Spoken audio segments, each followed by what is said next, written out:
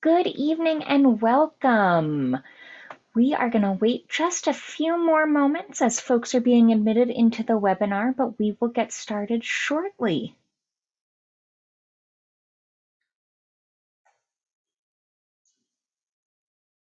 Thanks so much to everyone who's joining us this evening. We're going to give it a few moments as Zoom admits people into the webinar, and we'll get started in just a few minutes.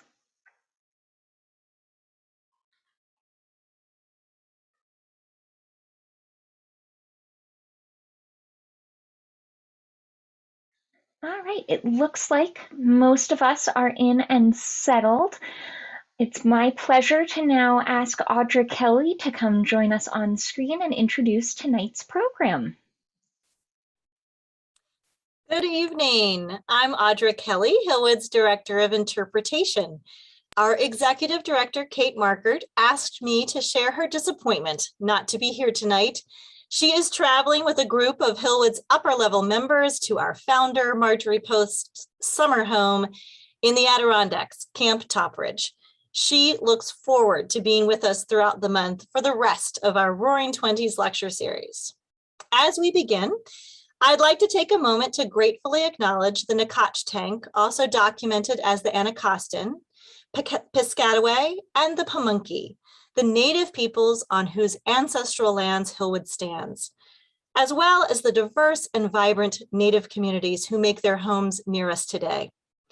I invite you to join us next month on Tuesday, November 16th, to explore the history of the land on which Hillwood stands with Chief Curator Wilfred Zeisler and Dr. Elizabeth Rule, a professor of critical race, gender, and culture studies at American University and an enrolled citizen of the Chickasaw Nation.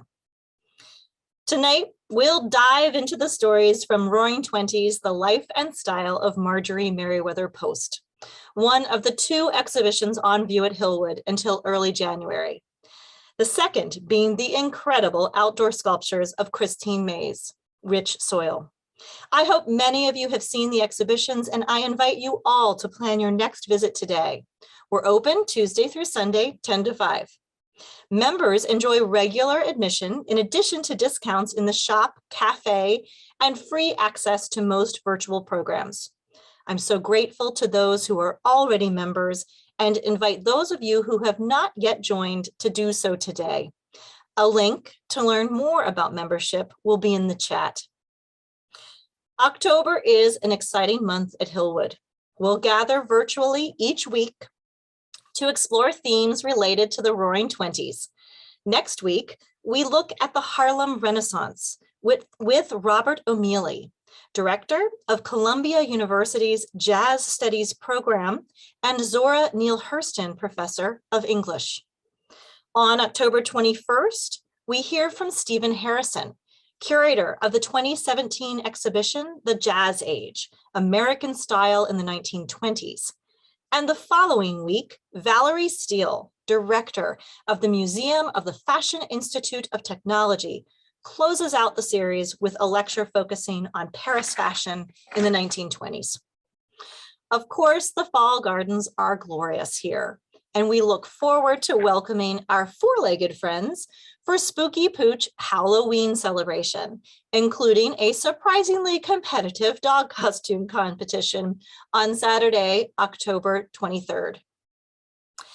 It's now my pleasure to introduce tonight's lecture, Ethereal Frocks and Two Perfectly Matched Strings of Pearls, Marjorie Post and her fashionable daughters in the Roaring Twenties. A few reminders about Zoom. Please make yourself comfortable. Your cameras and microphones are turned off, but we still want to hear from you. Please say hello in the chat and share questions using the Q&A module as they cross your mind. Our moderator will make sure we get to as many as possible at the end. I would like now to introduce tonight's speaker. Megan Martinelli joined Hillwood as the Assistant Curator of Apparel, Jewelry, and Accessories in January 2018. Since then, she has been the lead curator for 2019's Mid-Century Master, the photography of Alfred Eisenstadt, and this year's Roaring Twenties. the life and style of Marjorie Merriweather Post.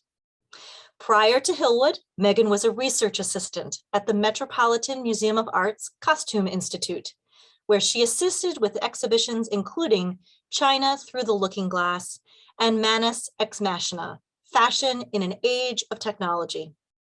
Megan holds a master's degree in historic textiles and costumes from the University of Rhode Island and a bachelor's degree in English literature from Providence College. Please join me in welcoming Megan Martinelli.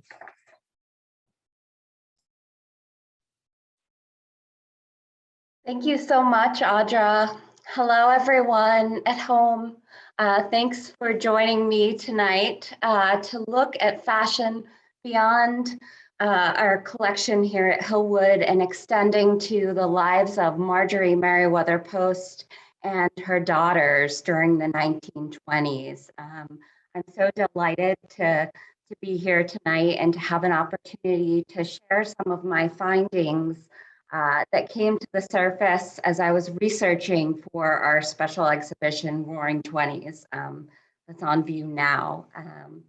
So just to give you a bit of an orientation, if you don't already know, Marjorie Post was born in 1887 in Springfield, Illinois, and her father, C.W. Post, established the Post Cereal Company, and she inherited that company at the age of 27 in 1914. By that time, she was living in Greenwich, Connecticut, and was married to her first husband, Ed Close. And by 1915, she would have rented a mansion in New York City on Fifth Avenue and 92nd Street. She purchased it the following year, and eventually that mansion would become an apartment building during the 1920s, which was more fashionable in that period. So during this lecture, we'll be focusing on her life and her fashion that's not necessarily represented in Hillwood's collection today. Evidence of her style in the period is traced through press clippings, photos, and other paper ephemera from the period. And we'll also focus on the fashionable lives of her two older daughters. Adelaide Close Riggs, born in 1908, and her younger sister Eleanor Close Barzan, who was born the year after in 1909.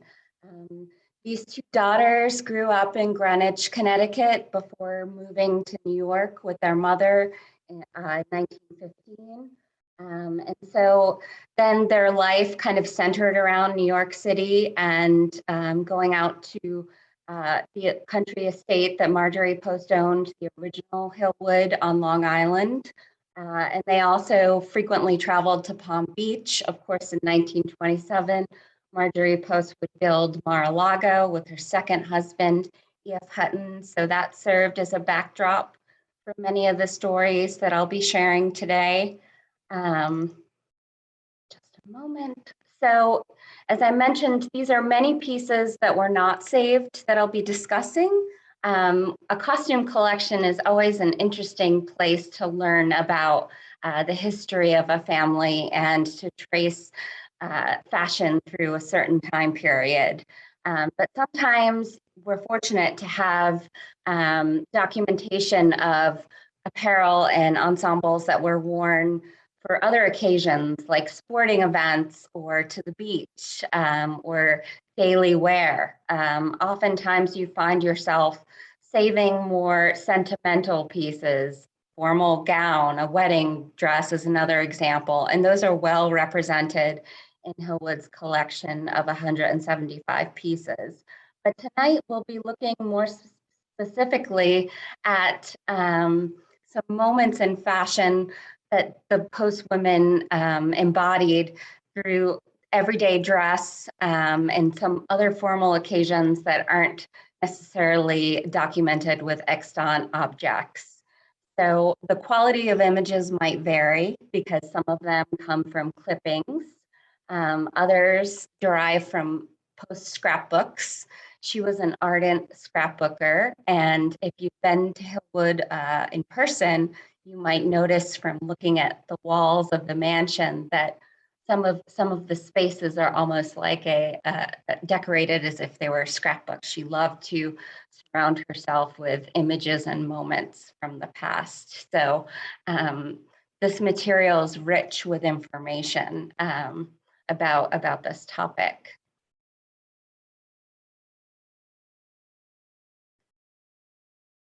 So as I mentioned, we're more likely to hold garments from more formal occasions. These are 3 examples that I'll be mentioning tonight. If you're aware, Marjorie Post was very big on attending fancy dress balls, and some of this passion was passed on to her daughters, most especially Eleanor, her middle daughter, was more game to join in at a fancy dress ball or a tableau or a pageant, for example. Adelaide got married in New York in 1927, and the wedding was hosted partially at Marjorie Post's penthouse apartment. So that will be another wonderful moment of formal fashion to explore.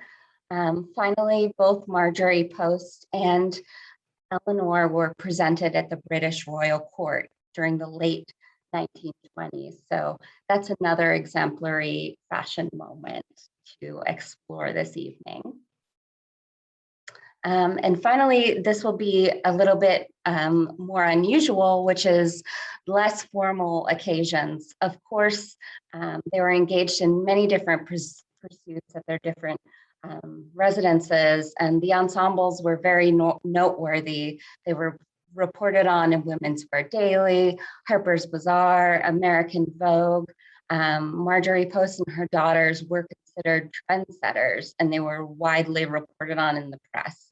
Even their beach costumes or what they wore to horse races was documented and explored. So we're fortunate to have this photographic record of what was worn by the women for these occasions.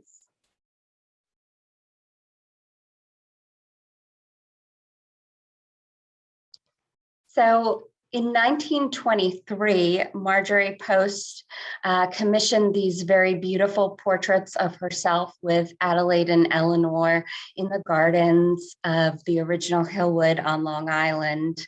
It was in Roslyn, Long Island, and these images were widely reproduced in the New York press between July and September of that year. We do not, unfortunately, have these ensembles in the collection, but Post was a client of the British American designer Lucille during this period, and we do have several pieces in the collection from her, and some of them even match Adelaide and Eleanor's ensembles, even match and coordinate with their mothers. This calls to mind the mother-daughter designs of the French couturier Jean Lanvin, whose nostalgic feminine style is evoked by some of these images in the gardens. As I mentioned, Post was a very serious participant in fancy dress balls. Young Adelaide and Eleanor also took part in one of these events at some point in 1919. That's the photo you're looking at on the left with those teardrop-shaped headpieces.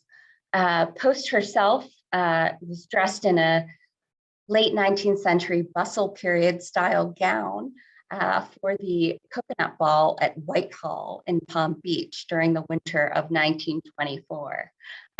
One important thing to think about with Post's fancy dress costumes is that she wore them repeatedly and would change up jewelry or accessories. She had favorites, and she would wear them at different occasions. And another interesting trademark of her fancy dress costumes is that she would often have something original from her wardrobe reworked or reincorporated into a costume for a ball.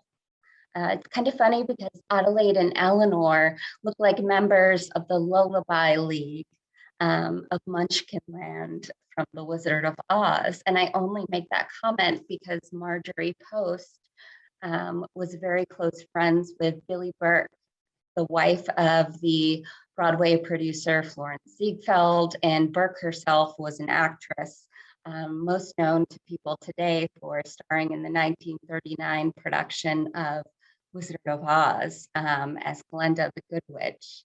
So here we have Marjorie Post and her friend Billie Burke.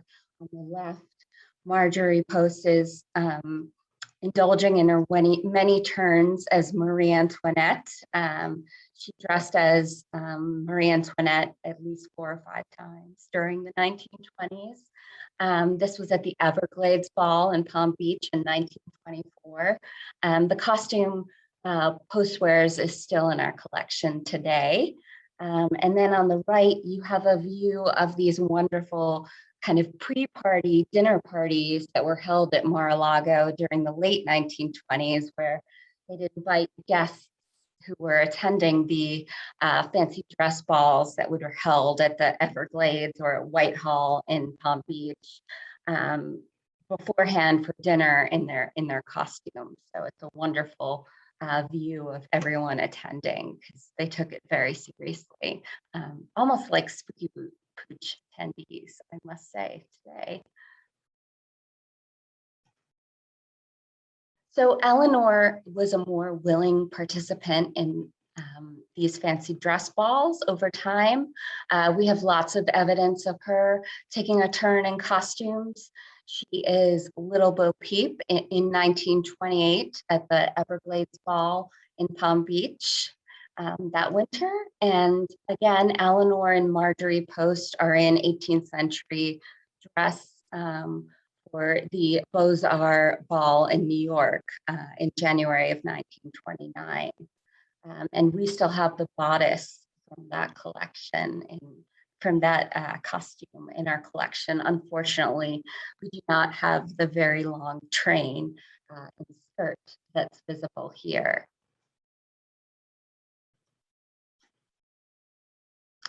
So a surprising moment, Marjorie Post wasn't often photographed in pants, but she's wearing them in the photo on the right. She's the woman on the right, and she's in front of the fireplace in Palm Beach. And she's in her Jack Taylor sailor costume with a friend.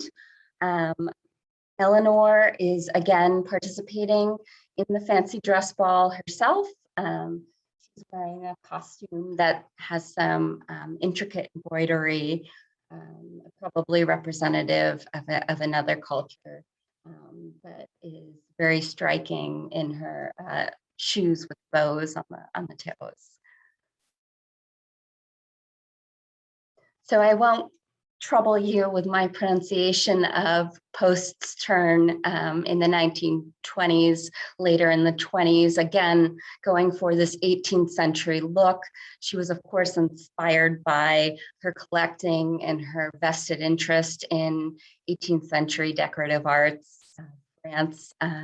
She's dressed as the wife of Louis XV in this portrait. In January of 1928, Eleanor on the left was crowned the most popular debutante at an ice skating themed winter carnival in New York City. And then here we see Marjorie Post in the center wearing a Queen Gulnare of the Sea costume at a Hamptons Hospital benefit musical review in 1925. This is a very rare photo of her with her hair down. I haven't ever seen another photo of her with her hair down as an adult.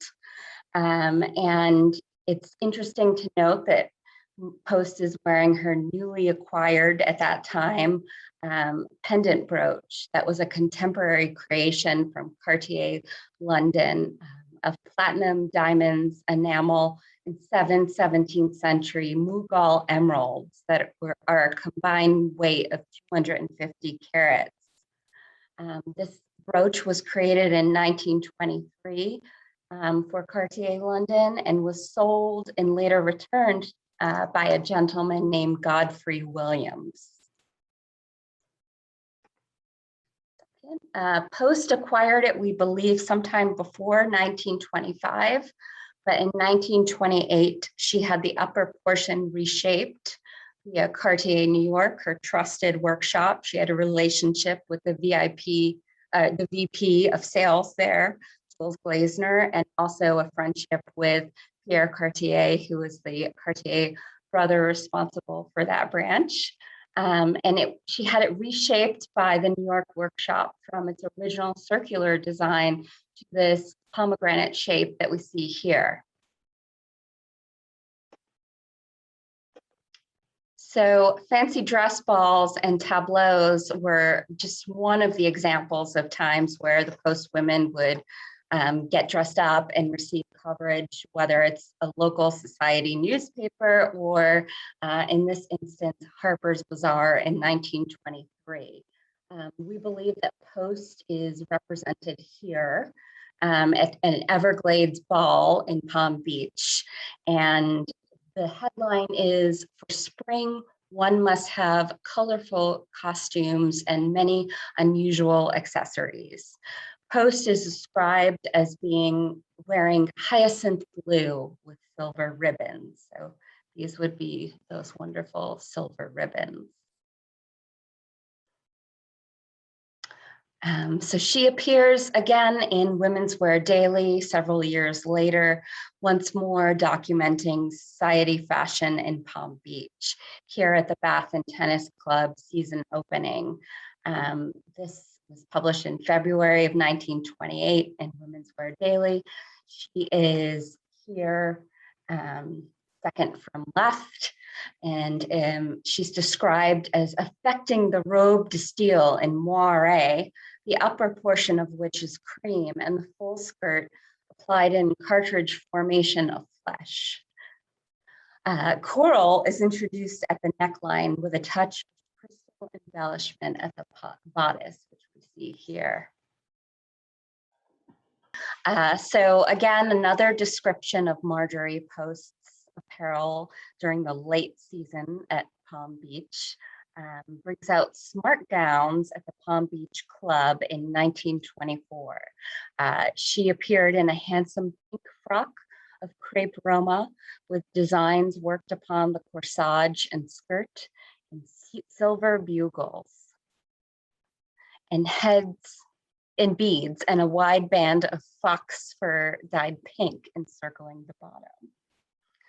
A couple of godettes let in at the sides gave the bottom of the skirt the requisite flare.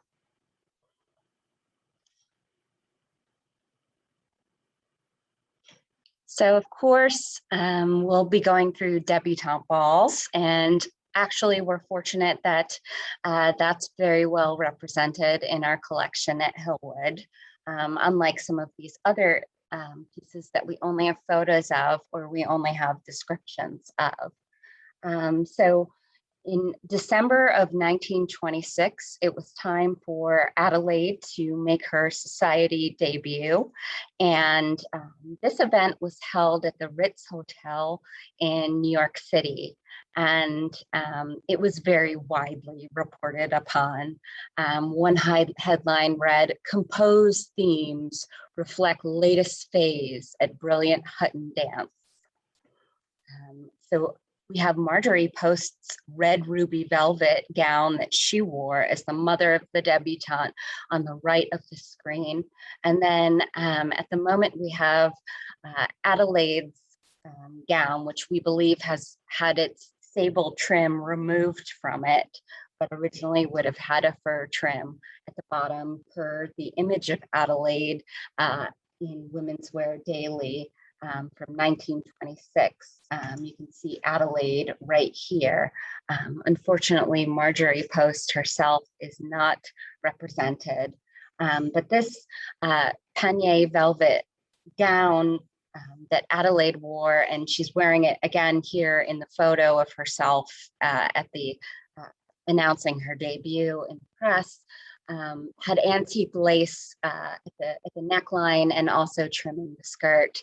And Marjorie Post was a major antique lace collector. So it's lovely that Adelaide represented this passion through her debutante gown.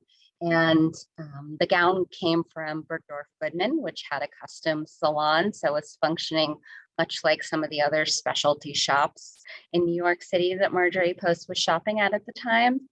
And Marjorie Post's velvet gown also came from Bergdorf Goodman. Here's a very nice description of what both of them looked like from Women's Wear Daily. Mrs. Hutton's gown of ruby velvet was extremely simple, with a bloused line achieved at one side only by a panel drape in one, with a panel of the skirt, forming an uneven hemline. Two narrow bands of strass and ruby beading were poised at the top of the hips. She wore 3 priceless necklaces of pearls with enormous diamond clasps, and as a dress ornamentation on one shoulder, she placed a corsage ornament of diamonds with festoons of the diamonds falling over the arm. Miss Hutton's dress of white pagne velvet had a slightly fitted bodice with a shallow inset of lace at the neckline in yoke effect. The skirt, circular at the sides, was banded in sable, which accented the slit at the left side of the waistline and was filled with lace. As for the decor, it's reported it happened during Christmas week. So the stairway and gallery of the Ritz were elaborately decorated with greens, poinsettias, and frosted trees that glittered like a crystal hedge all the way up to the ballroom. At each side of the entrance to the dining room were huge illuminated Christmas trees, and the same decorations were carried out in the ballroom.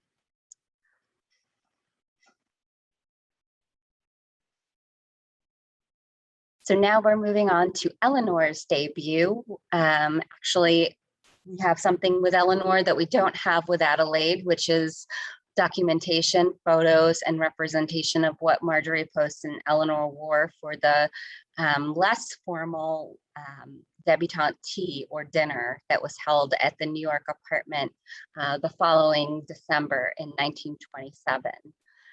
So you might recognize the yellow velvet gown, velvet tea dress. It's on display in Roaring Twenties at the moment. It was purchased from Thurn, which is a small import custom shop in New York City.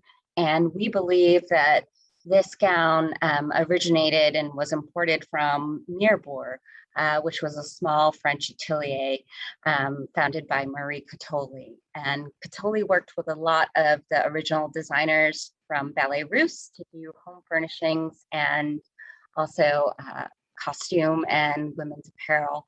So Natalia Goncharova was one of those textile designers who is a very well-known Russian avant-garde artist. And I attribute this design to her work. And then on the right is the velvet Lucille gown that was, or dress that was made for Eleanor to wear at the tea. It's described as pale blue velvet trimmed with gray squirrel, and it is indeed squirrel. We had the fur tested. She wore slippers of parchment kid and gray lizard. So it's great to be able to represent these costumes here. And we even have the sketch from Women's Wear Daily from 1927. One of the headlines for the occasion was "Classic Tailored in Feminine Trends, Typical Modes at the Hutton Dinner Party."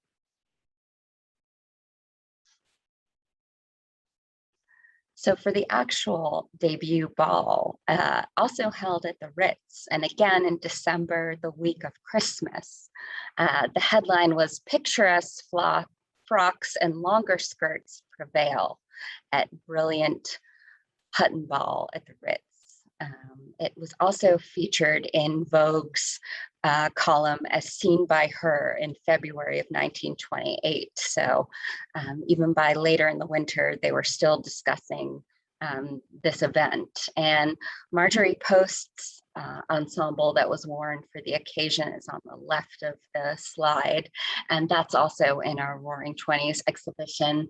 That was made for her custom from Madame Francis, which is another boutique in New York that was known for importing French couture, copying French couture, and creating custom pieces and working very closely with a very elite clientele. It wasn't just normal, ready to wear, or you know, it had a little bit more of a panache to it.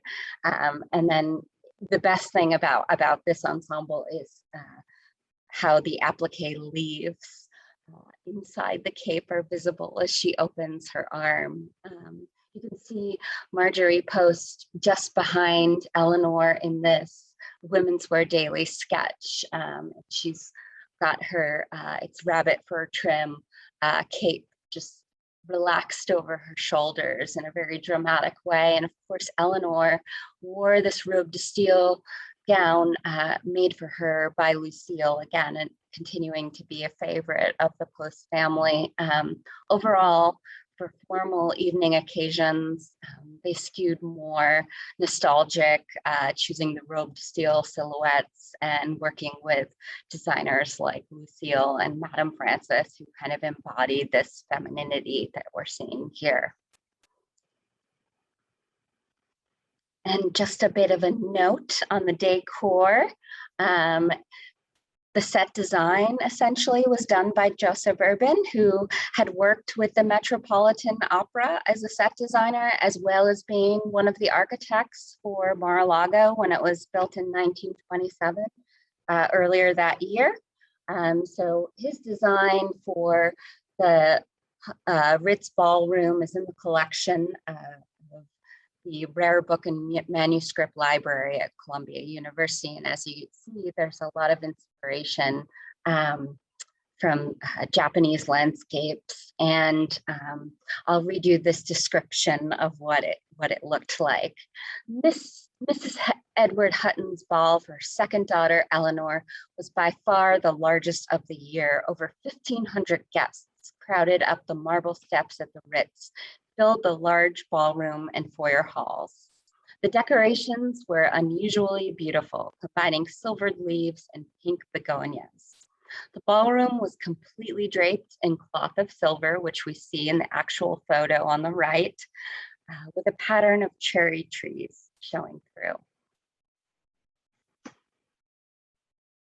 In the same article, as seen by her in Vogue of February 1928, other debutante balls were reported upon, and a description appears of a piece of jewelry that's well known to us here at Hillwood. It's also not in our collection anymore, but one of the best parts, if you go through the As Seen by Her column in Vogue, is spotlights on accessories or other smaller aspects with these wonderful sketches. So you see it here, the ruby and diamond shoulder ornament worn by Mrs. Edward Hutton is particularly effective against a plain white satin frock from Chanel, which we definitely don't have in the collection anymore. But this particular piece of jewelry, it's actually ruby, tourmaline, diamond, onyx, and pearl, natural pearl. Post acquired it during the 1910s, and it was one of her first known pieces that she purchased herself from Cartier. It originates from Cartier Paris in 1914. Here she's seen accessorizing it as a hat pin in 1921. That was one huge criteria for her jewelry, was that it could be worn in different ways. She turned to Cartier New York again to reset the upper portion of the brooch into the scroll-like platinum diamond vines studded with onyx that you see in the photo of it, most recently in 1981 when it was last seen at a sale with Christie's. But we're also fortunate to have a sketch from Cartier Heritage, letting you know what it looked like in its original design at the center of the slide.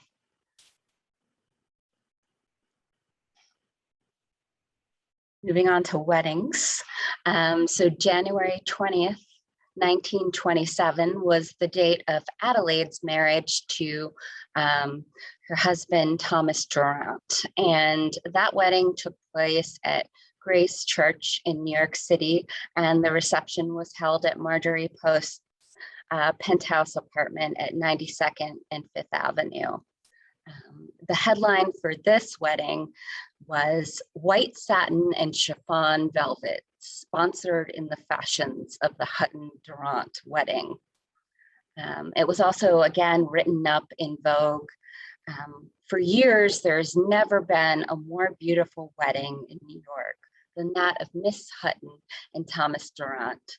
Miss Hutton, who has much of her mother's beauty, was an exquisite bride. Her white dress was covered by the huge, priceless lace veil she wore, a relic of the famous Habsburg family.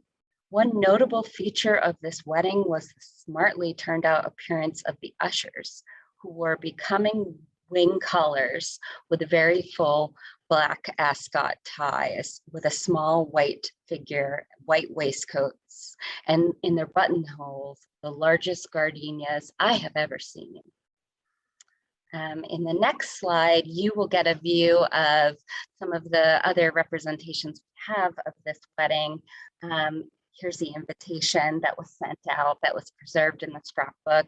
The cloche and the J. Slater shoes that Marjorie Post wore on the occasion as mother of the bride. It was a morning and afternoon wedding, so she wore more day wear. She's wearing a kind of bell-shaped sleeve velvet dress from Bergdorf Goodman, and she's also accessorizing that with a brooch at the middle there. And then the next slide will show you what Eleanor wore to the wedding. White velvet, the bridesmaids wore white velvet dresses trimmed with white fox. Their small white hats, like turbans, were fastened by emerald pins. And you can see it's a real carved emerald. And unfortunately, we don't have the bridesmaid dress in the collection, but we do have Eleanor's dress that's trimmed with beautiful metallic orange blossoms in our collection still today. And I love that it still has a very full train, but is the same height, normal hem length for the 1920s. Kind of the best of both worlds, and that doesn't have a maker's label in it.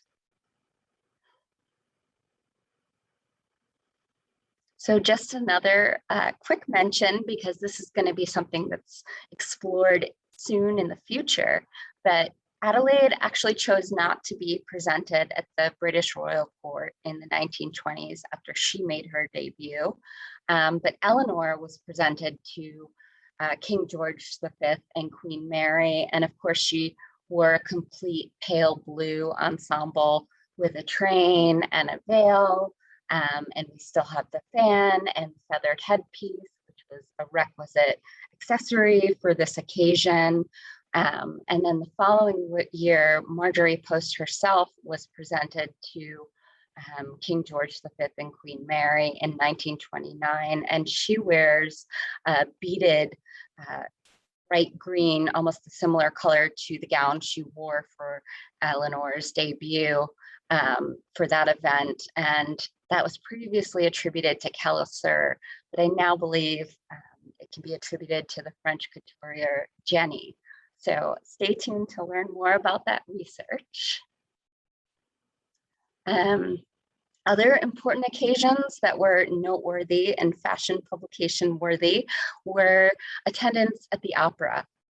This Harper's Bazaar sketch features Marjorie Post sitting down with a huge ostrich fan and this wonderful circlet diadem at her brow. And this is the only time I've seen her wearing something with leaves around her head. But in our collection, we have this portrait of her with a diamond chain as a headband. But I wanted to include it because the description and the sketches are both wonderful. It reads, Mrs. Edward F. Hutton carried with her white satin gown a fan of dark blue ostrich lined with white plumes, and wore a garland of blue velvet leaves in her hair. So perhaps they weren't diamonds, but still just as stunning. So the Hutton family's comings and goings, especially to the opera, were very regularly documented. And as you see, the opera, the Metropolitan Opera season usually started in November. So a fur, something with fur was a major requirement, especially in the 1920s. So here's Marjorie Post arriving with Eleanor, and again, here's Adelaide, perhaps not going to the opera with her husband, walking the streets of New York City, but of course she has her fox fur stole. And then again, Marjorie Post wearing a very similar style of coat to Adelaide. It could also be the same coat. They did share pieces of clothing, I found a few years later with some friends, also again, arriving at the opera. So the thing that I most appreciate about some of these shots of society coming and going is that they're a bit candid. They're not the staged red carpet photos that we see today on Instagram. They're a little bit, there's movement to them. They're in a rush. They're going to this wonderful event and they're clutching their handbags, and the fur is moving with their step.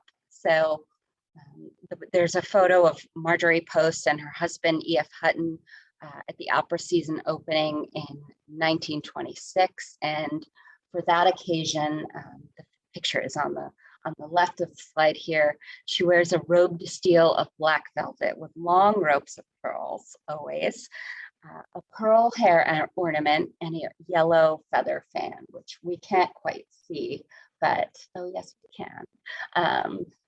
And then a center photo, again, of Eleanor arriving at the opera with a velvet fur-trimmed cape in her hands. And then finally, her attending the very elite, well-known restaurant Pier, wearing ermine in a shorter evening wrap, again in Women's Wear Daily in 1928. I found that overall, the representation of Eleanor during her season of debut is very rich. So it's easy to find occasions of her fashion being documented during this time period, which is exciting.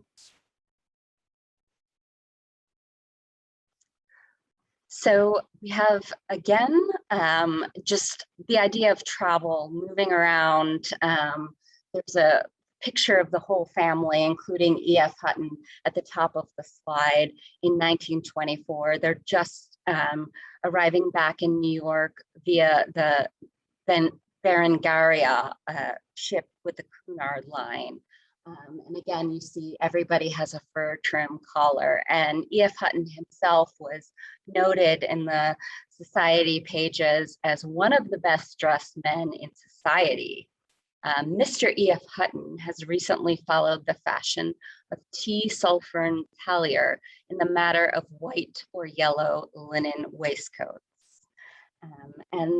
Another occasion where the Post women were frequently documented, and Marjorie Post is on the left of this photo, is the Easter parade in April in New York City. So again, another time to bring out fur and to be seen wearing cloches. And again, the fur doesn't survive very well. And particularly here at Hillwood, we don't have many in the collection. So we're absolutely grateful for an opportunity to discuss the Post women's indulging in fur. They preferred Revillion Frere. So again, we have more Easter season furs, and Adelaide was even sketched for women's wear daily in her cocoon-shaped coat with a fur collar here. And in this photo, she's seen with a fur stole draped around her shoulder. Adelaide's here with a beribboned cloche, and again, just more fur.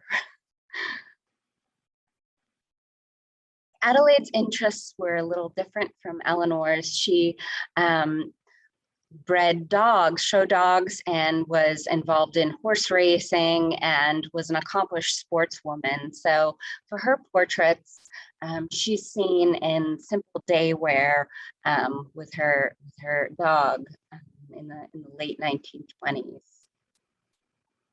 She was also well represented in society pages and fashion articles representing women engaging in sports. Designers like Jean Patou were known for making these separates that were easy to wear for occasions like these.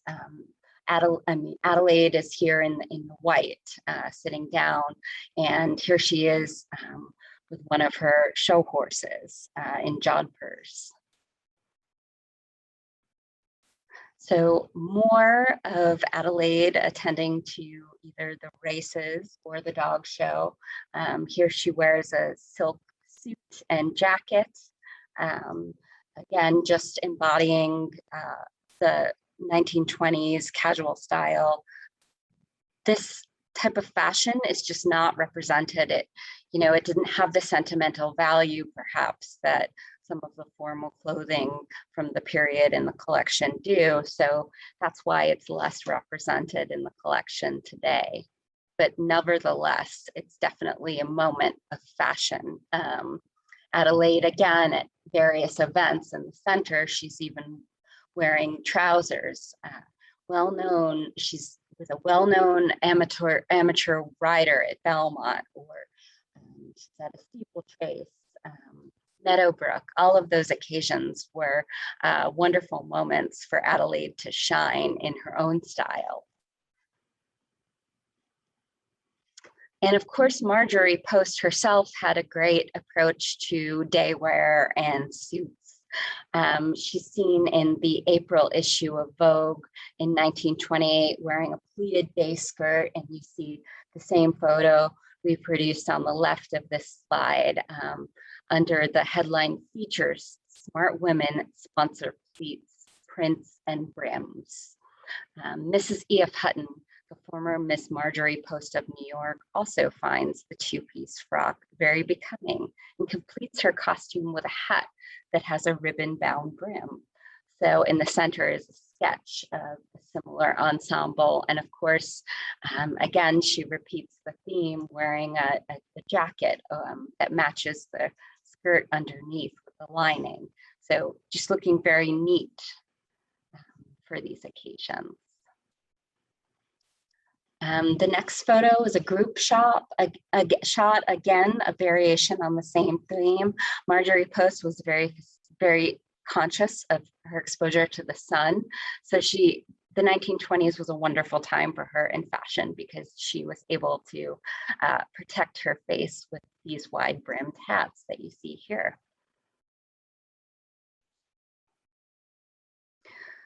So beach pajamas, again, one of my favorite parts of historical dress, the beach pajamas of the 1920s and 1930s. And you can see these two photos from Palm Beach from a series of portraits she had done. And of course, her youngest daughter, Dina Merrill, is in the center photo. She was born in 1923, so she wasn't quite making the debutante pages, but she would be soon enough. Marjorie Post is wearing a very similar ensemble in white, and then seems to have a different iteration with the same print in black silk, or a darker color that we're seeing in the center photo. Finally, her beach costume during the period was more modest because, as I mentioned, she was very conscientious of the sun.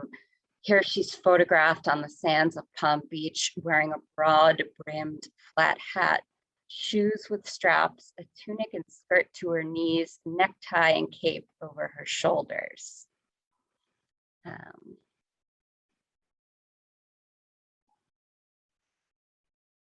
So a few more incredible beach photos. A Vogue issue from 1926 describes the new fad, which was the private beach club. Marjorie Post and E.F. Hutton were original founders of the Bath and Tennis Club. And when they became tired of being on the beach in their wonderful prints, and again, this wonderful portrait of her with the fur on the beach, they were able to escape on the yacht. Back then it was known as the Hussar. It would later be renamed the Sea Cloud. And Vogue writes about her life on the Sea Cloud or Hussar as well. In 1927, it's described as a floating palace in an As Seen by Her column of Vogue. The yacht is probably the most luxuriously appointed floating palace in existence. For not only is she constructed in the most expensive manner, but her equipment of antique furniture, tapestries, and paintings would be elaborate enough for a Fifth Avenue apartment. All of these yachts have crossed the ocean many times, and the Huttons spent this summer on the Hussar cruising in the Mediterranean. So, with that in mind, here is my final slide, which is a photo of Marjorie Post completely ensconced on the yacht, receiving the tray of goodies. And I want to say thank you for sailing along. I'm sure this was a whirlwind presentation with the requisite technical difficulties, but I hope you enjoyed it as much as I love the opportunity to delve deeper and to explore some further stories of objects in our collection. And I certainly hope you'll have time to come see Roaring Twenties before we close in January.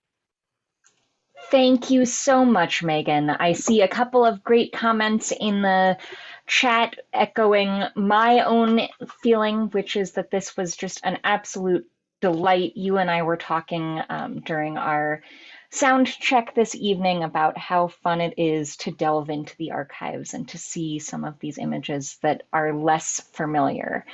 And personally, I just have to say, I don't think I've seen that 19th century bustle style gown before, which was one of the very first ones you kicked us off with. And it's absolutely stunning. Yeah.